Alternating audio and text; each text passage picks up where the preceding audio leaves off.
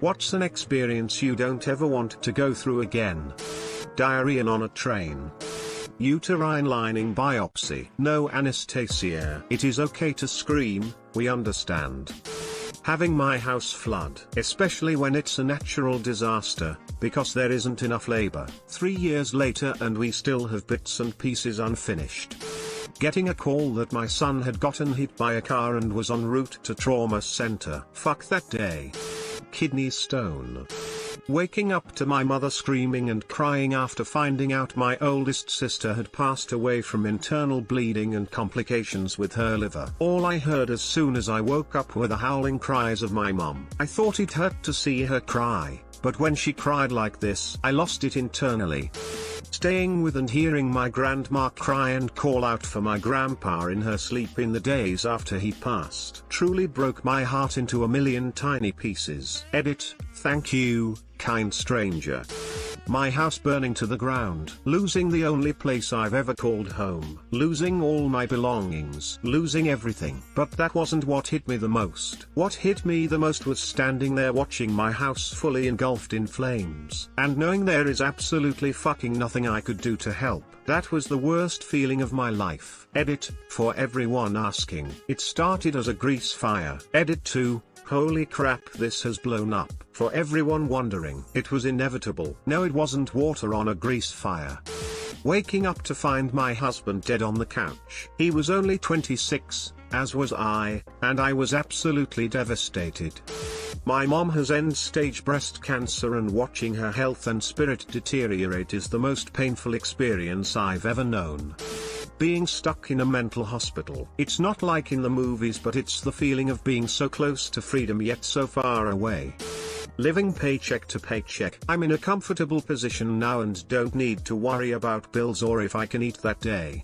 The death of my parents. This was years ago. My mom was 62, and died of a heart attack. I will never forget seeing my mom dead on the operating table. Drive. Let us go in and pay our respects right after she passed. My dad was a heavy smoker, and died several years later of emphysema. I was in the emergency room when my dad took his last labored breaths. He fought to breath for several days before he passed. It's because of him that I don't touch cigs/vape. Watching him on oxygen the last year or so, and continuing to smoke, was brutal.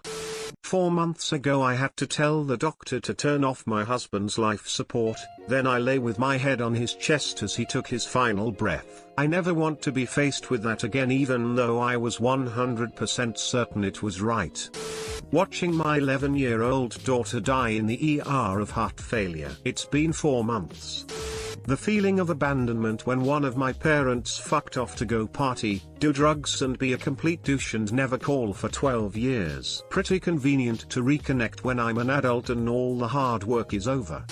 This is nothing compared to others, but I'd have to say getting potassium put into your body through and for. That shit burns like nothing else. I'm a type 1 diabetic and have gone DKA a few times, and part of the recovery in the hospital is that they have to give you potassium as insulin apparently can lower it. It may be a horse pill, but always ask for it in pill form if at all possible. You can even ask to have the pills cut in half and for some apple sauce to get them down.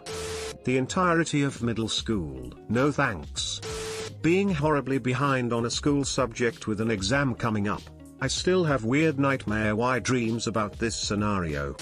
Appendicitis. Sucks. As soon as my surgery was done I had the stomach bug, worst experience by far.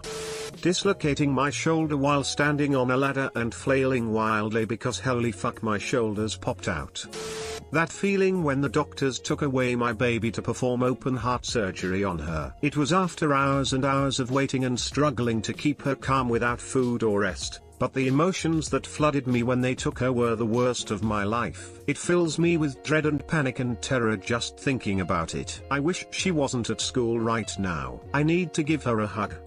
Finding my wife dead in our bed one morning about a year ago. Edit, thank you all so much for your kind words. You know, when we look at all the hubris in Washington and London and HK and Syria, it's hard sometimes to remember that we are all human beings, and definitely mortal. To help heal I wrote a little poem, if you please I'd like to share it with you. Thank you again, kind strangers. Together we can make the world a better place. Smile. My little murder mittens Kenny helped me through a lot, but I had to let him go about 6 months later too.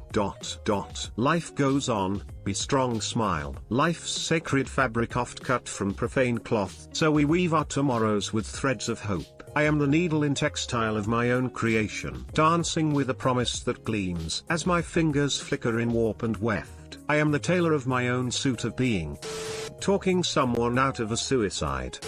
When I was 8 years old, my younger brother and I were fighting on the second level of our bunk bed. He had gotten a good shove on me and I began to fall off. I wasn't done yet. I gabed him and pulled him off the bed with me. Unfortunately, he landed headfirst on my balls, left them bruised for weeks.